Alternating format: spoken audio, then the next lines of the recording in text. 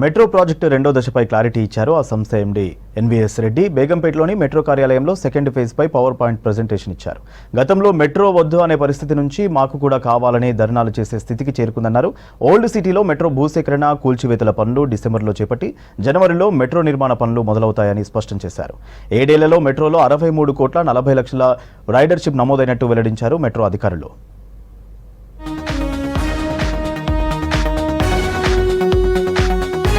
Hyderabad metro rail విస్తరణలో భాగంగా రెండో దశ ప్రాజెక్టును ముందుకు తీసుకెళ్లడానికి రాష్ట్ర ప్రభుత్వం వేగంగా అడుగులు వేస్తోంది.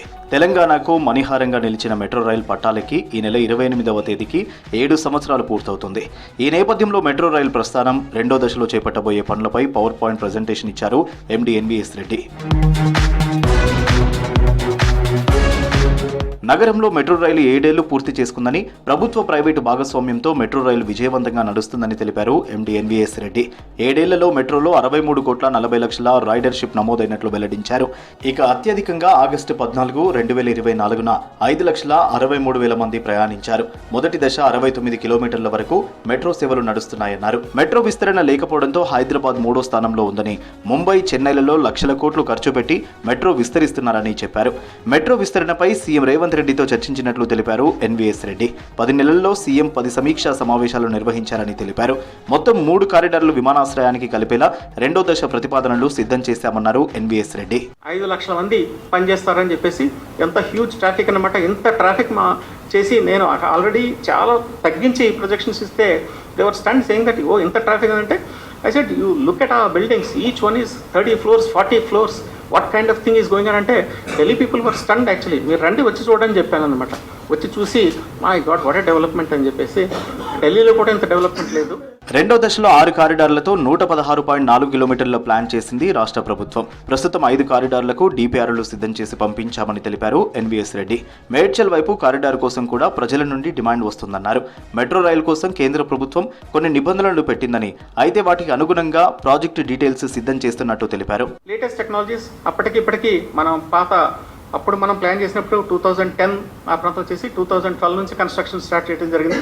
అప్పటికి ఇప్పటికి గత 12-14 సంవత్సరాల్లో విపరీతమైన టెక్నాలజికల్ డెవలప్మెంట్ ఇంప్రూవ్మెంట్ జరిగింది.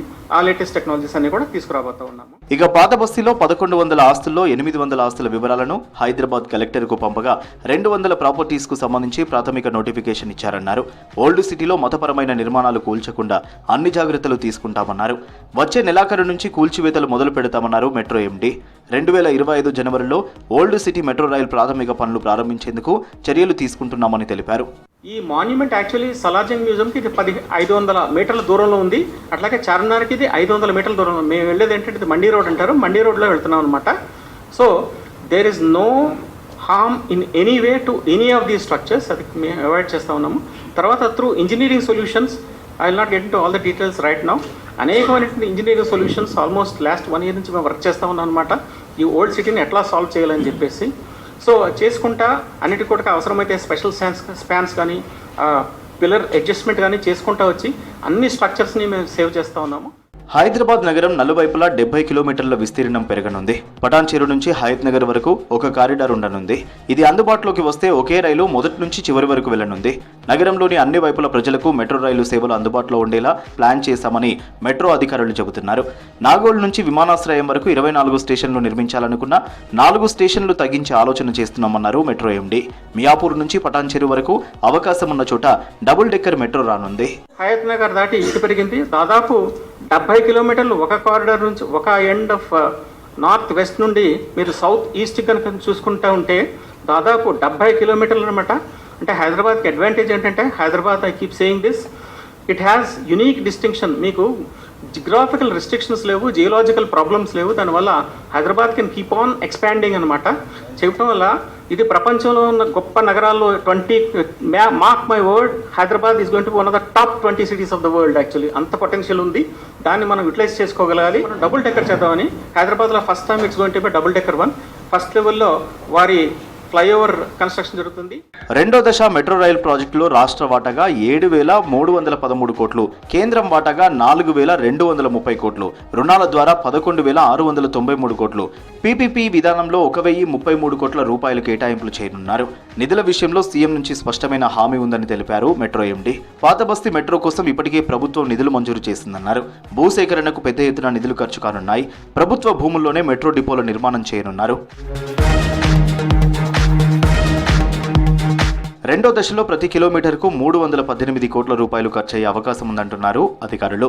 అయితే బెంగళూరులో ప్రతి కిలోమీటర్కు 373 కోట్ల నుంచి 569 కోట్ల ఖర్చు, చెన్నైలో 619 కోట్ల నుంచి 756 కోట్లు, ముంబైలో 543 కోట్ల నుంచి 1,492 కోట్ల రూపాయలుగా ఉంది.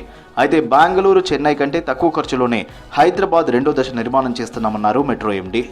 ఒక 8 లక్షల మంది 7.96 అనమాట, 7,46,000 మంది ప్రయాణం చేస్తారు, రోజు ప్రయాణం చేస్తారని చెప్పేసి మా క్యాలిక్యులేషన్స్. బట్ అయితే నా అంచనా ఏమిటంటే 10 లక్షలు దాటిపోతుంది ఫేజ్ 2, ప్లస్ ఈ 5 లక్షలు కూడా ఫేజ్ 1 కూడా 5 లక్షలు కూడా దాదాపు 7 లక్షలు అయ్యే ఛాన్స్ ఉంది.